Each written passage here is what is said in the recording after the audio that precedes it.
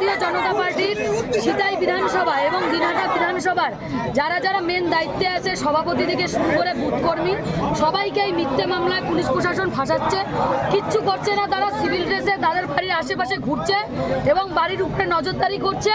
যখনই আমাদের ভারতীয় জনতা পার্টির কার্যকর্তারা, সভাপতিরা, বুথ সভাপতিরা বাইরে বেরোচ্ছে, তারা সিভিল ড্রেসে গিয়ে তাদেরকে তুলে এনে সোজা সিতাই থানায় নিয়ে যায়।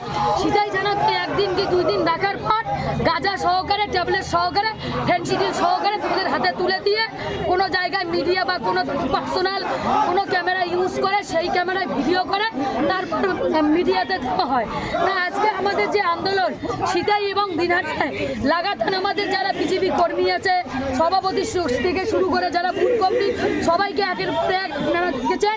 প্রায় 6 থেকে 7 জন আমাদের ভারতীয় জনতা পার্টির কর্মীরা এখনো জেলায় উপস্থিত।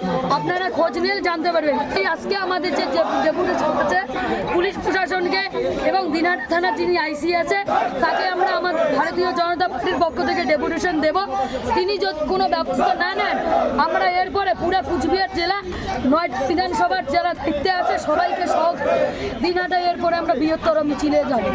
আপনার পরিচয় এই পর্যন্ত কাকে কাকে আটক করা হয়েছে? এই পর্যন্ত আমাদের দিনহাটা বিধানসভার বাপিদাকে অ্যারেস্ট করেছে, পরিমলদাকে অ্যারেস্ট করেছে, তারপর সুশান্তকে অ্যারেস্ট করা আছে। অনেক প্রায় আমাদের যারা যারা ভালো ভালো কর্মী, আসলে এখানে পুলিশের দোষ দেওয়াটা ভুল হবে। এখানে যিনি আছে উদয়ন বাবু, উনি ভালো করে জানেন এইবার বিধানসভা ভোটে জেতা খুব কঠিন। তার স্পাই এসে তারা লাগাতার খোঁজ নিয়েছে।